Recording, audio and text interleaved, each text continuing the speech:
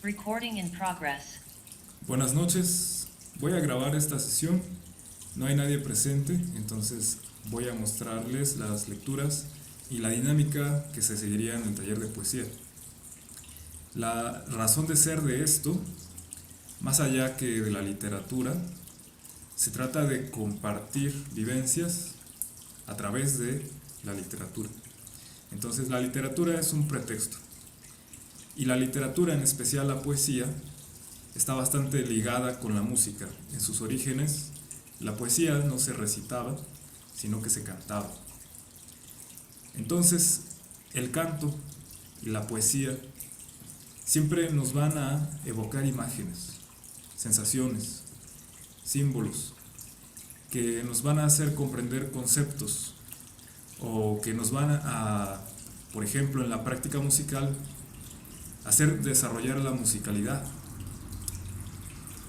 De esto, algunos de ustedes, los que son alumnos, ya han tenido la experiencia. En ciertas clases, cuando se menciona una imagen, por ejemplo, acariciar algo para hacer una imagen de un sonido que suene sutil, o echarse un clavado en el piano y salir para hacer esta imagen del sonido resonante. En fin, en el canto y en los instrumentos, en las prácticas de la música, hay muchas formas de referirse poéticamente a los procesos que se aprenden durante las clases de música. Entonces voy a compartirles, además de este taller de poesía, cómo escribir su poesía. La poesía viene de poiesis, en griego es creación. No solamente con palabras existe la poesía. Hay actos poéticos, por ejemplo, hay justicia poética. Son cuestiones de la vida que se aparecen a veces y que vamos a ir estudiando, leyendo, también escuchando a través de la música y de otras artes también que se vinculan con el fenómeno de la creación, entendiendo la poesía no como ese conjunto de versos y rimas y estructuras, sino como el vivir en el otro mundo, diría Platón, de las ideas, y traer, manifestar ese otro mundo en el mundo material. Voy a profundizar en ese respecto compartiéndoles en la pantalla una tesis de un colega que escribió esto con base en su experiencia en otro centro cultural. Somos centro cultural hermano, digamos, ellos son parte del Dragón de Jade. Jesús Héctor Betancourt escribió esta tesis sobre la convivialidad y la poética en Cuernavaca, especialmente en el centro cultural. Es todo este libro, aquí lo pueden ver en PDF, me lo pueden pedir si lo quieren leer, se los puedo compartir. También lo vamos a estar estudiando un poco en las sesiones de taller de lectura, que son los días domingos de 10 a.m. a 12 p.m. Para quienes estén interesados, también se va a realizar la actividad en línea. Y bien, vamos a leer. La idea es que tengamos varias voces, no solamente yo, pero en esta ocasión lo voy a leer yo. Algunos apartados de esto, y lo vamos a relacionar con poemas, con poesía.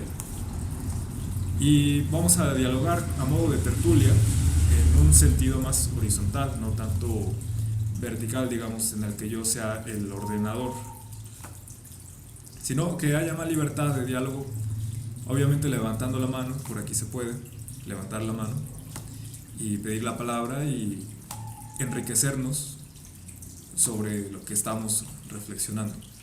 Ayuda mucho también a la formación artística, porque no solamente se trata de desarrollar la técnica, sino de desarrollar una sensibilidad poética. Esto nos va a permitir confluir varias cosas en nuestra actividad musical o artística de cualquier índole. Eso es mucho más rico que alguien que solamente toca teclas o alguien que solamente canta, digamos, de forma lírica, así se le dice, o sea, empírica.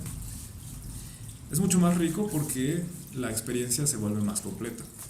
Y eso también se termina por transmitir en la labor artística que se realiza. Independientemente de que los alumnos quieran profundizar artísticamente o no, sí es importante que se tenga el desarrollo de la poesía, al menos desde este centro cultural. Eso se trata de transmitir, para que podamos tener un diálogo. Esa es la palabra clave. La palabra construye el mundo. Lo voy a comenzar a leer. Este es el capítulo de la poesía en este centro cultural. Vamos a leer el primer apartado. El poeta como enlazador de mundos. La palabra construye el mundo y nos construye a nosotros mismos.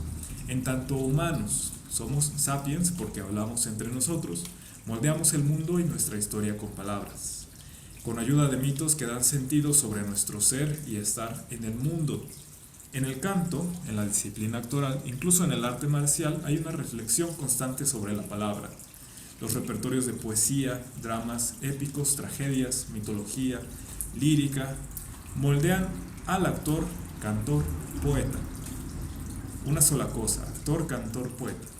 Tanto como los entrenamientos corporales, la belleza de sus formas y elasticidad. Bien, vamos a lo que sigue. Los poetas hacen aparecer las visiones. Cuando se nombran las visiones, el mundo comienza a aparecer. Se comunica y es posible imaginar una casa o un imperio. Cuando las palabras se mueven desde el territorio de la evocación-invocación, como es en el caso de la poesía, ellas nos trasladan a lo mistérico, lo sagrado, la belleza, que puede ser sublime o maldita. Los poetas hablan desde el asombro. Parafraseando a Paul Eluard, se asoman a otros mundos desde este mismo. Viven varias vidas en una sola. Nos tienden un espejo donde se reflejan los sueños o las pesadillas. Nos acompañan en el duelo, en el exilio del mundo. Traducen la locura tanto como la belleza.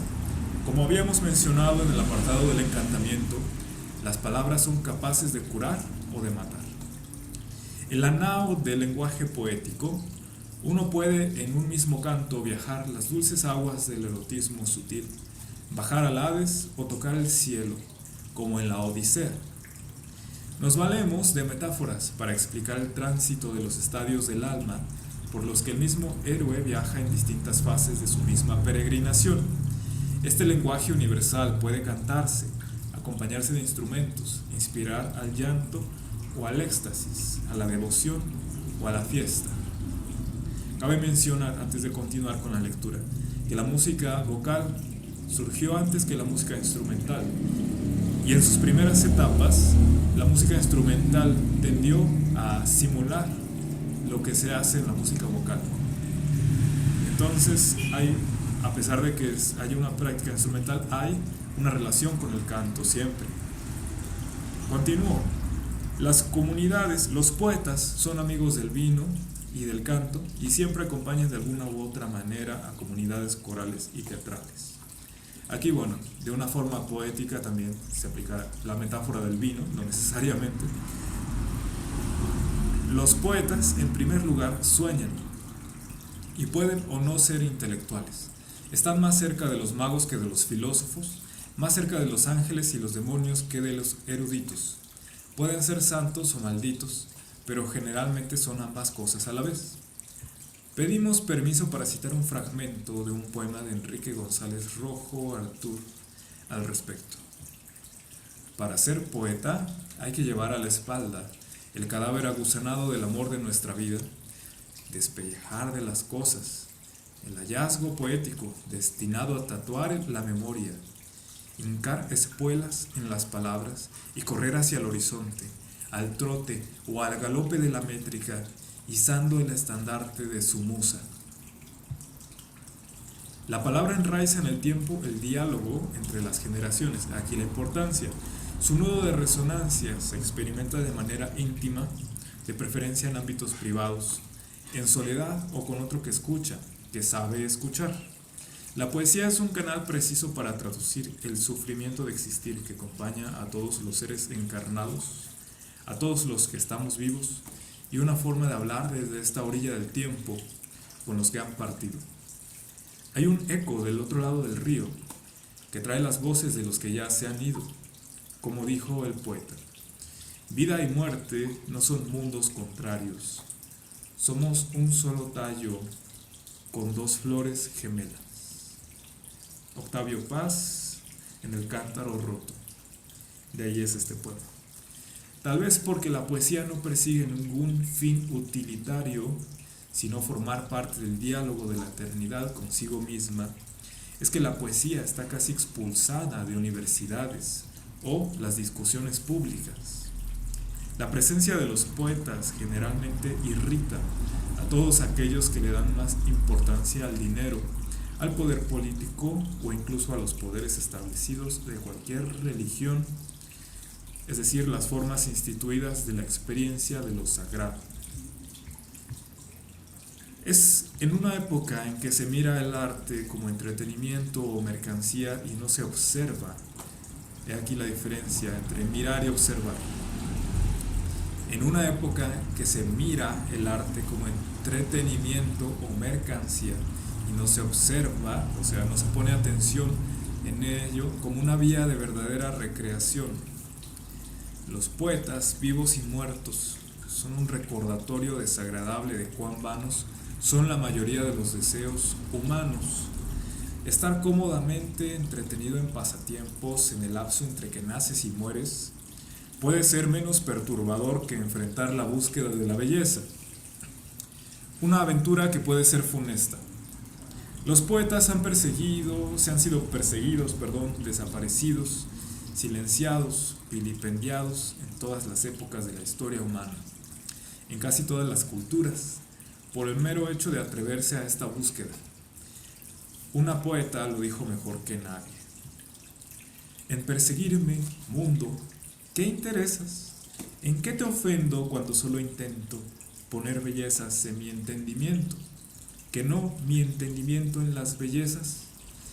Sor Juana Inés de la Cruz.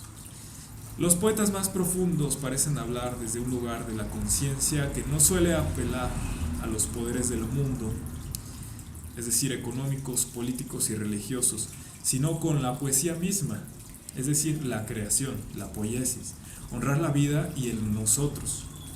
La poesía como el gran árbol de la vida, bajo cuya sombra todos podemos encontrar cobijo. No todos los poetas traducen correctamente sus visiones a las palabras. No todos los poetas perduran en el tiempo y son relevantes para sus respectivas tribus. A veces los poetas se olvidan, a veces sus palabras perduran en la memoria oral, a través de una canción, una palabra inventada o concepto, una visión que de pronto es compartida y socializada de manera más eficaz por otros discursos. Bien. Hasta aquí este fragmento de la tesis. Enseguida seguiría la conversación al respecto y luego leeríamos más poesía, porque no solo se trata de que se lea como un texto llano. Voy a compartirles ahora el libro que ven aquí, una imagen acá en la pantalla para que lo pudieran leer. Se va a proyectar. Vamos a comenzar leyendo algo que de alguna forma nos es común a todos los alumnos de este centro cultural y también a los maestros. Este poema es de Aleister Reid, un poeta escocés, en traducción de Pura López Colomé. Pura López Colomé vive aquí en Cuernavaca y es muy reconocida en el ámbito de la poesía contemporánea. También como traductora ha hecho trabajos muy extensos y este es uno de ellos. Este proviene del libro Antología Resonante, que es una selección de sus obras poéticas y ensayísticas por Pura López Colomé. Y vamos a leerlo con una voz dramática, sí, porque no es como leer la prosa, y a varias voces. En esta ocasión lo voy a leer yo. La lección de música. Toca la pieza de nuevo, pero ahora pon más atención al movimiento y menos atención al tiempo. El tiempo irá cayendo por su cuenta. Toca la pieza de nuevo sin ver la digitación. Olvida, fluye el sonido y te envuelve. Ya no cuentas, ya no piensas, ya no estás. Toca la pieza de nuevo, sin ser nadie, sin ser nada, como si pura cadencia el latido de tu corazón fuera, pura música, tu rostro fuera. Toca la pieza de nuevo. Ya es más fácil pensar cada vez menos en las notas, la medida. Todo es un arreglo de silencios. Guarda silencio y tócala por gusto.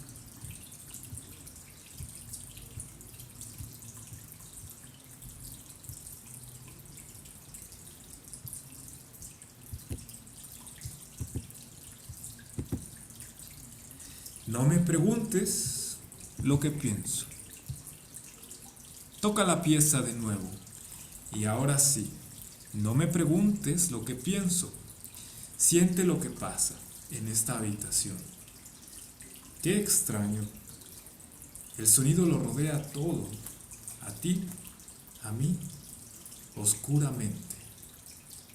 Ahora toca la pieza de nuevo. En este poema pueden encontrar su propia experiencia al tomar clase. Cada quien lo vive de una forma diferente. Tanto el niño de 6 años que viene a tomar su clase de piano, como el adulto de 35 años alrededor de esa edad que quiere aprender algo nuevo, o como la alumna de canto que explora el teatro y lee las partituras y se encuentra de pronto con medidas y trasciende después eso porque ya lo está actuando, ya está viviéndolo. En fin, aquí cada quien podría tener algo que aportar. Y en lo que yo puedo aportar también como alumno, porque he tenido la experiencia de alumno en la música, es que cuando el profesor me incita a llegar a estas profundidades en la música, disfruto la clase y aprendo más. A diferencia cuando el maestro me regaña y me dice que no estudio y me hace sentir menos. Lo digo porque en la experiencia personal de un estudiante de música están las dos cosas, ¿no? Hay muchos tipos de profesores. Muchas veces la música se vive de formas agresivas, violentas, pero no tiene por qué ser así, y en este poema lo vemos, que se vive un mundo interior con la música, se despierta algo en nuestra alma, por decirlo de una forma, y entonces surge otra música. Más allá de las cuestiones técnicas, se logra una expresividad. Y cuando sucede eso, partimos de este mundo al otro, por decirlo de esa forma. Vamos a leerlo ahora, vamos a leer el siguiente poema. Se llama La Academia. Este es un poco cómico, en un tono muy de este poeta. Van a encontrar algo interesante con lo que yo comulgo, que comparto, y también por eso es la razón de ser de este centro cultural, y evitar de mi parte colaborar con academias de música. No somos academia de música, somos centro cultural y hay una diferencia. Vamos a leer esto. La Academia. No pienso en la academia al vivir el ajetreo de los días. No cambia. Yo sí. Ese lugar se cierne sobre mi pasado como un grabado. Hace tiempo regresé a colocar ahí una guirnalda y me topé con seres descartados que apenas si conocía. Tiene una ábora suspendida, forros de piel, un olor a barniz y a formol, una polvorienta beatitud de claustro. Solíamos galopar en la arena lejos de ahí, los crines de los caballos al aire, jadeantes. Una tarde, en fila rumbo a la biblioteca, vimos la hiedra que se arrastraba por debajo de laberínticos barrotes sobre los dinteles. Recuerdo la mirada de odio de la flaca bibliotecaria cuando dejaba huecos entre libros en los chimuelos estantes. En tardes sentenciadas por las campanas, sentíamos al mar trepar. Escuchábamos pasar a las temperamentales gaviotas en nubes en torno a esa capilla gastada por tantas rodillas.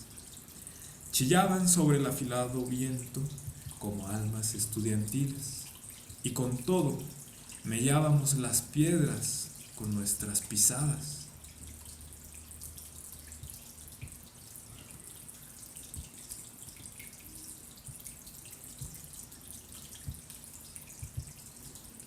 Los estudiantes aún pueblan el lugar, brillantes estorninos, sus libretas llenas de garabateadas respuestas de perico a preguntas que van descifrando tarde a tarde en charcos iluminados de argumentos esparcidos. Azotan el aire esgrimiendo la teoría. ¿Qué habrá sido de aquel pequeño profesor de cejas húmedas? Los estudiantes lo han empujado rumbo al mar en un barco lleno de notas de clase. Mira cómo arde entre las llamas. Qué gloriosa partida la de alguien cuyas palabras nunca sacaron una chispa en procelosos mares. Y será fácil encontrar en su sitio a los empleados con sus viejos trajes, botones de cobre, afranelados, patrullando prados que podan con cuidadosas tijeras. Seguirán atentos con cabellera de plata para indicar nuestro nombre en los anales. Es una ilusión esta academia, en honor a la verdad, una reunión ideal para morir. Lo único que sugiere crecimiento es el paisaje. Las torres siguen flotando sobre un mar cambiante. Tú no dijiste la verdad entonces, yo tampoco. Piensa en el proceso, momentos vueltos poemas que se endurecen dentro de los libros de la biblioteca, y después conferencias, libros acerca de estos libros, notas al pie de página y fechas, un obituario de piedra. ¿Ves por qué rehuyo la academia? Anticipa mi muerte, se transforma en piedra demasiado rápido para mi gusto. Es una lengua que nadie habla, refinada a favor del ritual. La escritura precisa sobre el muro del pizarrón. El sonido monótono del requiem en el aula magna. No pienso tanto en la academia al vivir, el ajetreo de los días. No cambia, yo sí.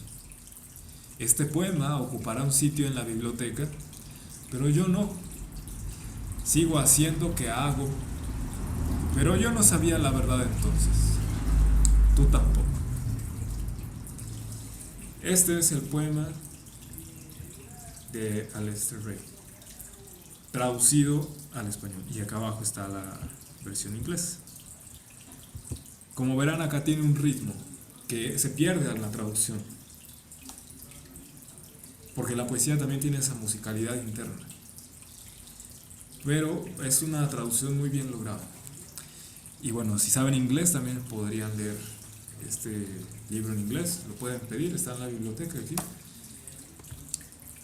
Para variar, está en la biblioteca. Pero bueno, acá la biblioteca es como una forma de hospitalidad. Sí, no es tanto un compendio de conocimientos, porque hay de todo tipo de libros, ¿no? Entonces, ahora vamos a leer un poema, después de comentarlo, idealmente, ¿no?, entre todos y de haberlo leído entre varias voces. Vamos a leer ahora una poeta que se llama Alma Carla Sandoval. Ella vive aquí bueno, no sé si vive aquí aún, pero aquí la conocí, estuvo por aquí, creo que es de Jojutla, y es muy reconocida, le han dado muchos reconocimientos. Yo tuve el gusto de conocerla y estar en uno de sus talleres de poesía, y voy a compartirles este libro que es más o menos de la época en que yo la conocí. Va la forma de acercarse a la luz para quemarlo. de Alma Carla Sandoval.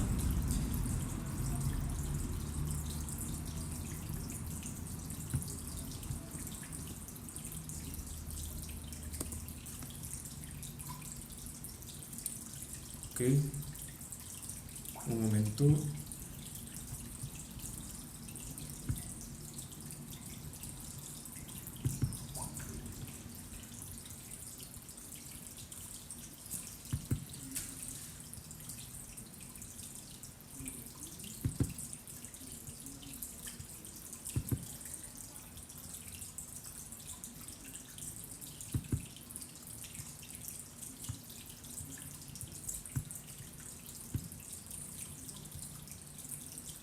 Bien, voy a voltear la hoja para que se pueda leer bien. Solo esta está así, rara. Ya está. Ahora les comparto la pantalla para que lo pudieran leer. Esto porque es en línea, pero bueno, es ya un poco noche la sesión. Aún así, aquí estamos a puerta cerrada en el Centro Cultural. Quien quiera venir puede hacerlo. Eventualmente también vamos a compartir el taller de lectura a puerta cerrada y en línea, pero si quieren venir pueden venir aquí y estar de forma presencial.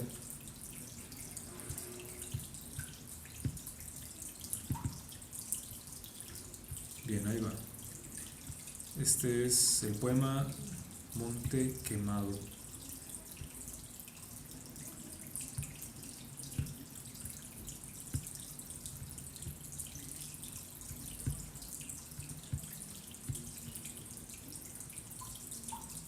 Bien, deberían estar viendo ahí este poema.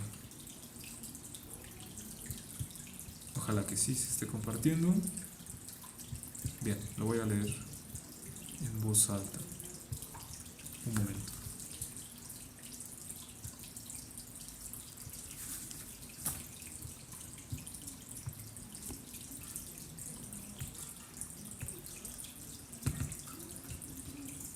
Sí, ahí estaba. Monte Quemado. Este se lo compartí a un grupo de jóvenes que vino cuando recientemente abríamos en este centro cultural por ahí de agosto y lo leímos y les pareció interesante. Después de haberlo leído, ellos escribieron un poema con estas ideas que salen de este poema. Para escribir un poema, dicen, hay que merodear la infancia. Es un asunto, quizá, de olores. ¿A qué olía el canto de la sala de la abuela? Repito esto. ¿A qué olía el canto de la sala de la abuela? ¿A qué naufragio el pan con azúcar roja de mi madre? ¿A qué la despedida verde de mi padre?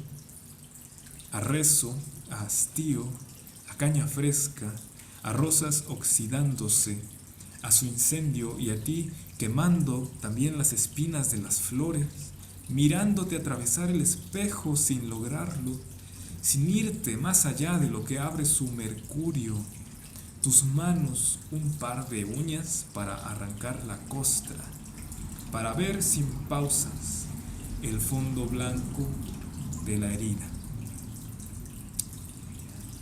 Aquí podemos retomar el diálogo en torno a lo que significa la poesía para nosotros, seres encarnados en la experiencia humana, no tanto desde el punto de vista religioso, sino de la poesía, de las heridas, de los dolores, de los sufrimientos, de todo lo que sin duda es real, porque para aquellos que digan que el mundo es una ilusión, como los hindúes, y no menosprecio la filosofía, algo tiene de razón, que el mundo es una ilusión, bueno, pero si los pellizcamos van a sentir dolor, van a sentir algo. Estamos llenos, por decirlo de una forma, de emociones todo el tiempo, estamos procesando esas energías que pasan a través de nosotros como emociones y configuran nuestro mundo, y la poesía nos ayuda también a construir esos conceptos a través de imágenes, de símbolos. Y aquí es una forma vaga de acercarse a la luz para quemarla. Hay otro poema por ahí que me gustaría compartirles y de donde yo sospecho que proviene el título de este libro, de este poemario.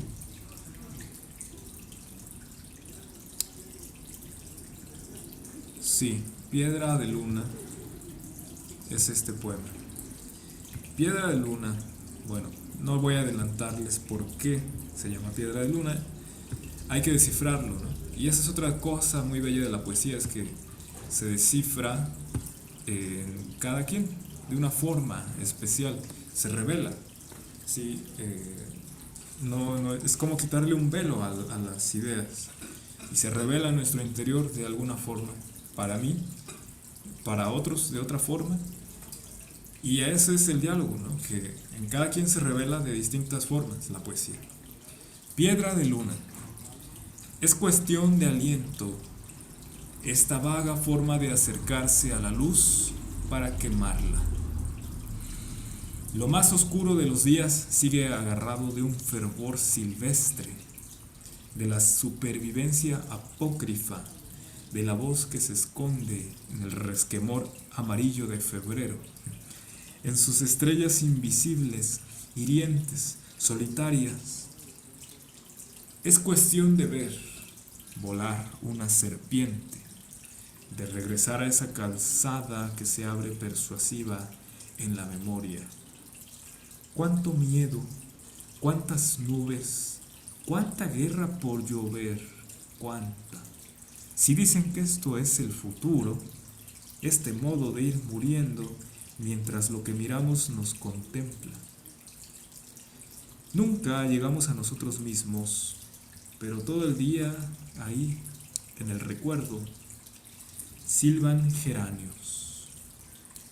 Nos conjuga la sombra, esa música de los que olvidan. Es cuestión de aliento esta vaga forma de acercarse a la luz para matarla. A mí se me revela la pirámide de la luna, Quetzalcóatl. Este pasado que no es futuro, no es presente. Y sin embargo, quedó allí como petrificado. Bueno, eso ya es como una experiencia. También podemos adentrar en cuestiones filosóficas existenciales, pero la filosofía no necesariamente está relacionada con la poesía.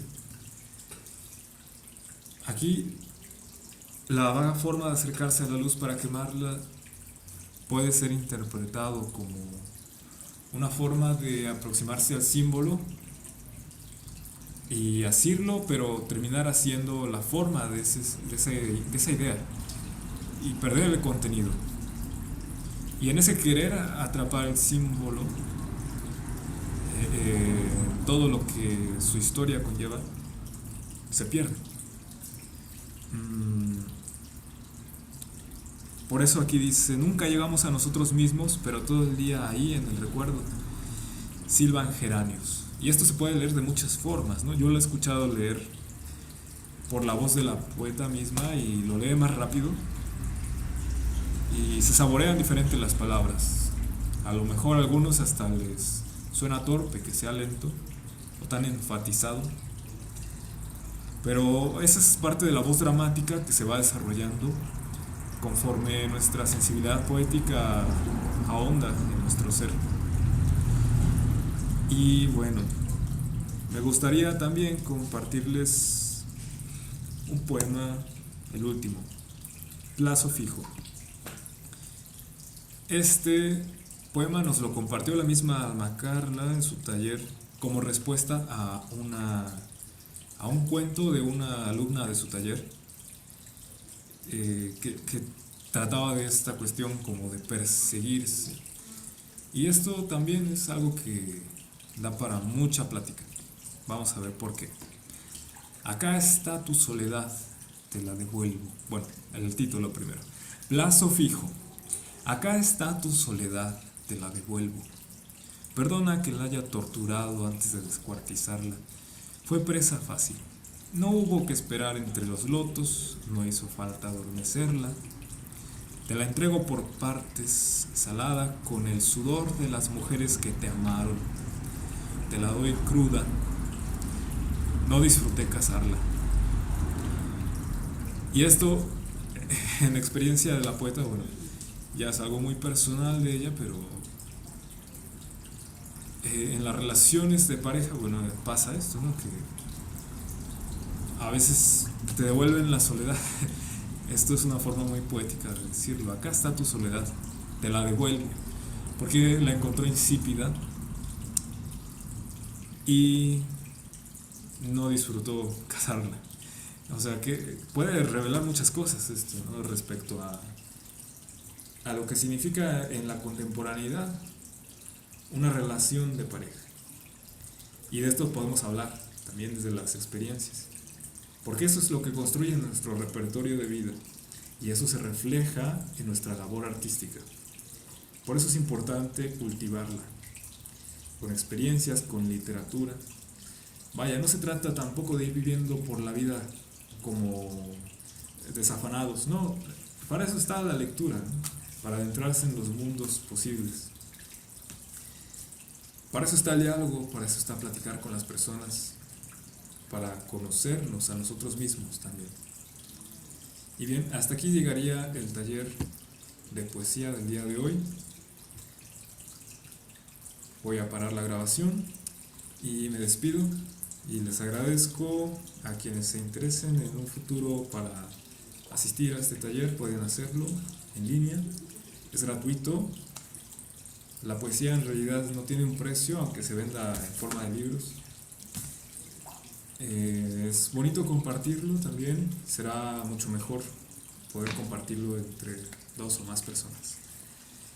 Les agradezco por escuchar si llegaron hasta este punto y los espero en sus clases de música y deseo que practiquen poéticamente. Gracias.